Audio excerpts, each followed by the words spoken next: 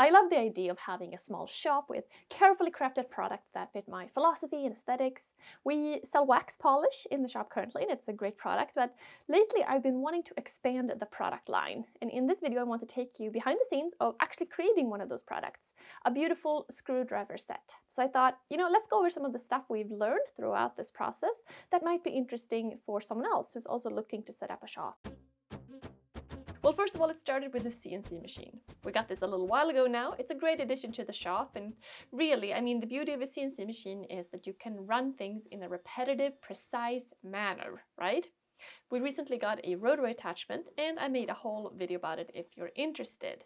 A guy at a hardware dealer gave this to me a couple of years ago. I've been meaning to play with this for a long time. I haven't done it yet. This idea of making a screwdriver first started because I had this log of kind of petrified, really, really heavy, really dense wood, and I was thinking, what could I make with this? You can see it's cracked quite a bit. And I figured, what about a tool handle, which turned into a screwdriver handle? But you know what? This kind of made me think about that. While it's interesting to make one handle, and making a beautiful one out of ironwood, what would be really interesting is actually to make a lot of handles and make a bunch of screwdrivers or files or something like that and sell them. That's what this machine is for, but how do you actually go about doing that? It's not as easy as you may think. So this brought up a whole host of questions. What's the best design for a screwdriver handle?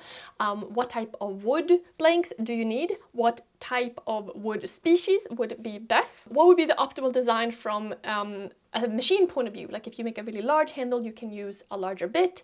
If you make a really small handle, you use a smaller bit. It takes a longer time. There's like an equation there. Could you possibly cut two blanks at the same time? What about the screwdriver blades, the inserts? What kind of ferrule to use? How about packaging? And then what about process and cost? And what would make this whole process worth it? In terms of design, my favorite style when it comes to tool handles is the London style handle. I like it because it has a really good grip, it has an octagonal shape, it's not slippery, it looks really good. If you were to do this on a regular lathe, you would first have to cut out the round parts and then take it off the lathe and finish the octagonal parts by hand, like with a hand plane, for example. So it lends itself really well to do on the CNC. What type of wood to use? It quickly became apparent that you need a good quality wood.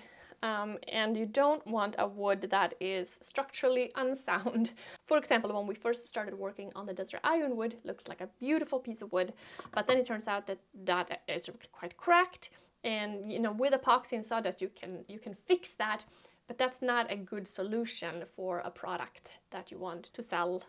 You want something consistent. First of all, if you're cutting, you want a rather hard, solid wood, a good hardwood. You don't want anything too soft.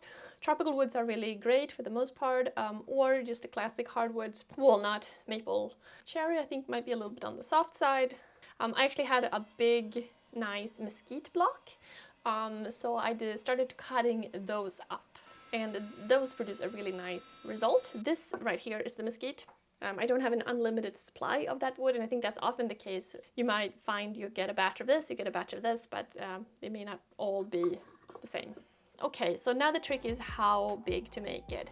And there are a couple of things that kind of go into that equation. First of all, preference, like in terms of comfort. How big should it be from a comfort point of view? Like you want it to be nice and comfortable to use. But then the other thing to consider is the speed in terms of cutting.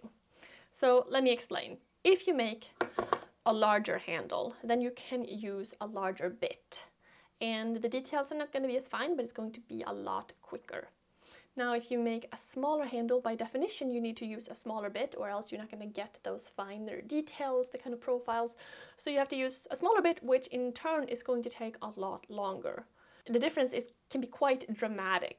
When I first started cutting these, the first couple handles took 2.5 hours on the machine for one handle.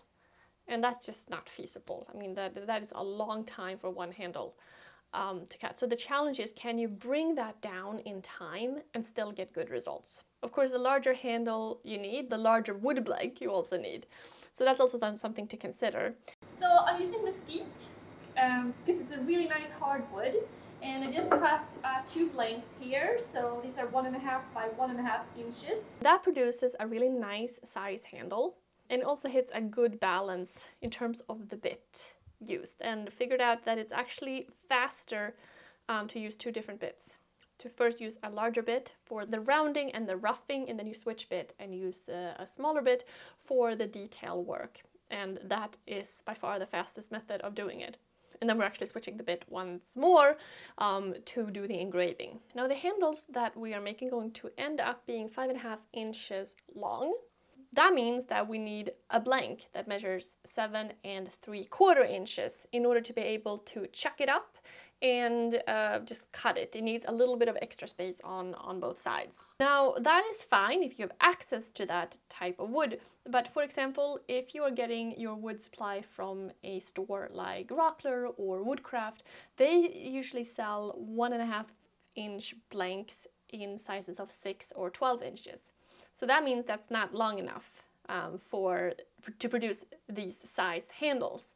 Unless you of course glue a sacrificial piece on the wood, but that is just like an additional step to do each time, and I mean, I guess you could, but I would prefer not to do that. It's just something else to take into account, because it's certainly important to decide on a size which you are going to have access to. Of course, wood from Woodcraft or Rockler or something like that is going to be expensive, and quality wood is expensive no matter what. Wood is definitely a cost factor to take into consideration. Now, the other thing here that we've been testing and kind of debating about is, if the handles are going to be 5.5 inches long, does that mean that you could possibly cut more handles from one piece of wood? Instead of cutting them up into smaller pieces, could you cut 2 or maybe 3 handles in one batch? So we've done a bunch of tests on that, and it turns out that that is actually kind of tricky. We haven't had good success with that. The initial piece turns out to be how you design it. Subsequent handles haven't turned out as good. They're like fine little micro changes in terms of size. It's not as controlled. So in our experience, that hasn't worked as well. So scrap that idea. So the other thing that we have been going back and forth on and done a bunch of tests on is, would it be a better idea round it and rough it, then put on a new blank and round it and rough it, use it the same bit and do that a bunch of times, and then switch the bits and then put each individual blank back on to do the 1/4 inch bit with the finer details? Or would it be best to just chuck up the wood and do one bit, do the job, change the bit, leave the wood alone? What would be the best option? And after trying this out, it turns out that it's a much better option to leave the wood on and just change the bits. The real issue is the slight changes when you use the touch plate to set the Z and the Y axis. If you don't get it just right, you can be off just a touch, and just a little bit off is going to make a huge difference in the way the handle is made. It doesn't produce as good a result. So in order to get a good end result, it turns out for us, it's more effective to change the bits, leave the wood, not leave the bits, change the wood. Personalization. Now, since we're using the CNC machine, it makes a lot of sense to utilize the personalization feature, right? The fact when you have the rotary attachment means that you can actually engrave things on there as well while it's sitting in the chuck, while it's going through the process. So, been testing out a bunch of options for that. And this is the engraving right here now. I'll show a close-up. This is used an engraving bit. I love the engraving bit. It cuts such a nice, fine kind of logo. Does a really good job. And then we did a bunch of tests in terms of, should it be like spray painted and then sanded to kind of get a sharper logo.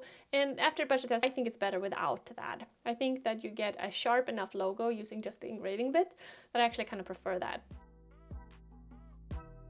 Okay, we have a beautiful handle and it's time for an insert. To start off, when we were doing these tests, we were taking apart old screwdrivers, like who doesn't have a drawer full of like junky old screwdrivers where the plastic handles, and just taking them apart and putting them on these beautiful new handles. But of course you can't make a business based on old junky, unless that is your business. when you are repurposing. But anyway, I wanted a supply of a nice quality handle, so I started looking around. They're actually rather hard to find, but I was able to find American-made blanks of 1/4-inch slotted and 2-inch Phillips blades. And the reason for going with these specific ones is because I think they're the most useful for a variety of tasks. I did not want anything too small or too finicky, something that would only be used for very specialized tasks. I wanted a rather all like more generic type of screwdriver tip that you can use for a lot of different things. They have a really nice feel to them. They're very substantial. Of course, now you have to actually insert them into the handle. The challenge here is to insert this perfectly straight in the center and avoiding cracks if possible. And to drill the hole, we have a jig here.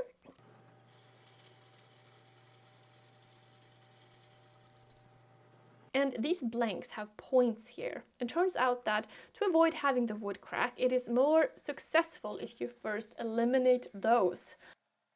Now you need a ferrule to keep a screwdriver nice and secure. Kind of keeps the wood intact while getting the blade in. So I was debating about different options for ferrules. Personally, I love copper and I love the way it looks next to basically all woods. So I decided to go that. I experimented with a couple of different sizes in terms of the ferrule. And I actually ended up ordering a new cutter too, because my old one wouldn't cut very well. So this is the process then. Cutting and adding the ferrule, adding epoxy, inserting the screwdriver tip, and then letting it dry to a lot of sanding and cleaning, and then finally finished.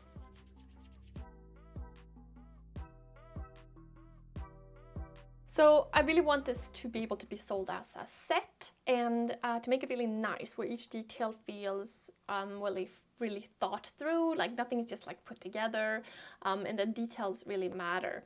Plus, I mean, having a nice box is also great because it makes it safer to ship them, and it's just a nice feature. So I'm spending some time designing and testing and putting together these custom boxes to hold the screwdrivers in. And basically they have these little separators or dividers here that hold them in place, because I don't want them to like, you know, fall over or like go all over and like scramble around in the box. So this holds them nicely in place, and it has a sliding lid and little finger joints. Basically making this really makes me appreciate products that come in nice boxes, because that is a significant like time investment, but it is such a nice feature. Cost breakdown. Okay, this is my favorite part always. It's kind of interesting to hear how people budget out how to charge for something. So we decided to sell these for $100 each, or $200 for the set, including the box. And I wanted to kind of break down to see exactly what you're considering when you're pricing something like that. I mean, obviously it's a fine balance between what you can actually sell your goods for and how many could you possibly make. Like, how long does it take? How much does each set cost to produce? I mean, if you price them really high and nobody buys them, I mean, that's no good. But if you price them too low and you get too many orders and you can't fulfill that anyway, that's not good either. So it's like a really fine balance. But to produce a set like this, let's start with one. In terms of wood, to buy a blank costs us $8 pretty much. Of course, you can find cheaper options sometimes, but wood is always expensive, so it's good to account for the price that you think you're gonna have to pay for long term. I mean, you don't want to bank on a low number just because you currently have some wood around and like you figured out that it's lower than that. Like $8 is a reasonable amount in order to acquire a consistent supply. Each insert costs $8 with shipping and tax. CNC bits wear down pretty fast, especially when you're using them to cut high quality woods like this. And this is actually a pretty substantial cost as well. You really kind of need to calculate wear and tear on the machine and bits into the equation as well. So let's say $2 per screwdriver. You go through a lot of sandpaper, about 1 sheet per handle, so that's like another $1. And material for the box is like $4 as well. So for a set here now, we have wood $16, insert $16, CNC use bit $4, sandpaper $2, epoxy $2, wax polish $2, and the box $4. That's $46. Let's just say $50 because there's always little things that you're not calculating or not bringing into the price that you forget about. Something breaks, you need to replace, that kind of thing. Now, in terms of time, it takes half an hour to cut each handle on the machine. So 1 hour for the machine use. And you really can't do too much else during that time because you chuck it up, you put the bit on, you put on the program, then you let it run for a couple of minutes, then you go back and you clean up and you change the bit again, you run another program. It's so time intensive, it's not enough time to really get into any other task. So you have to babysit the machine pretty much the entire time. Then to grind down the bits, drill hole, insert, glue, clean up, etc. That's about another hour per screwdriver, so that's 2 more hours. So in total here we have 3 hours per set. Let's say $20 an hour. That is $60 in labor. We're talking mildly skilled labor here. Perform these tasks, to run the machine, that kind of thing. 50 plus $60 is $110. It's $90 per set in profit. However, it's not pure profit at that point because that does not include other business expenses like taxes, machine wear, shop costs like rent, electricity, marketing, for example. So in the end, the margin is not as high as you might think. And that, of course, is if you were to sell everything in-house. If you're not going the retail direction, in which case your costs are dramatically different and you're not getting nearly the same amount of profit on those. Of course, you can only produce a certain amount of these on one machine per day. I mean, even if you were to push it and really optimize your time and hire someone and like do all that, it's still a limiting factor with the one machine and with the setup. So you can really only produce a set amount every day. Of course, the other thing to kind of think about is that when you are producing a premium product at like a relatively high price point, you don't want to skimp on anything. You don't want to skimp on the quality of the wood, on the blades. You don't want to cut any corners anywhere, you know, something that might save you a couple of dollars per unit. You don't want to go that route. You want to make sure that you go for the premium stuff, that everything is really good quality, and that you can produce as consistent a result as possible. Because that's the thing, these are not going to be identical. Like, even though you may try to make them identical, for the most part there's going to be slight imperfections in the wood. The hole that you're going to drill is going to be slightly different. There's going to be a crack somewhere sometimes. The way it's going to engrave is going to be different. So there's going to be slight variation. So you have to alter or set your tolerance for perfection. Like what is a reasonable level that you can tolerate? Obviously you want them to be really nice and really, you know, functional and useful and beautiful, but you can't also go too crazy about like slight little imperfections, I don't think. I mean, that's also kind of part of what you're selling. Like, I'm not selling a clinically perfect screwdriver. If you wanted that, you'd go somewhere else, right? So it's like all kind of part of the package, right? Now let's talk selling for a minute. Because if you are developing a product and you have someone else, perhaps a manufacturer in China, for example, produce these for you, I mean, first of all, you're going to have to order a certain amount, right? I mean, you can't just like, hey, I'd like 10 of these. You can't do that. So you're going to have a bunch of inventory sitting around. You're going to have to put out a pretty big investment for that. And that might work out great and they may sell, but there's also a big risk in that. So that's one thing that's really great about producing in-house. You can take a lot of that risk down. So what we have done is that we have offered this product for pre-selling, saying that we're going to ship these out on or before November 15th, and they're available still in the shop. And you can order them now, and this is what you're going to get. I mean, this is a really great way to gauge is there enough interest in developing this product before you just start like producing them like crazy and then like nobody's buying them. You know, you can kind of feel out like, is the price point good? Is the design good? Do I need to make changes? That kind of thing. So it's much more kind of fluid concept as opposed to just like, this is the design, I want like X number boxes of these. And then perhaps you get stuck with them and that's no fun and that's a big investment. it kind of brings me to the whole concept of like small manufacturing, and these new kind of CNC machines, 3D printers, laser cutters, all of these have made it possible for people to kind of start up these small like manufacturing centers in their homes, their garages, in their shops, and that is just really cool because you don't know what people are going to make, right? You don't know what that's going to lead to, what kind of product is going to enable that, because previously if there was a really big like upfront cost in order to produce something, that would be a big barrier, so you wouldn't have seen a lot of things that you may see now. So it's really kind of cool to have this kind of new revolution in many ways. So we've shipped out the first batch of screwdrivers. Thank you guys so much for the orders. If you still would like to order a screwdriver set, we have extended the ship out date for pre-order. So you can still make an order and it's going to ship out on or before December 1st, which should get you there in time for Christmas. So if you're interested, you can check out the link in the description below. Of course, we also have that wax polish, like always. But thanks so much for watching, guys, and I'll see you soon. Bye.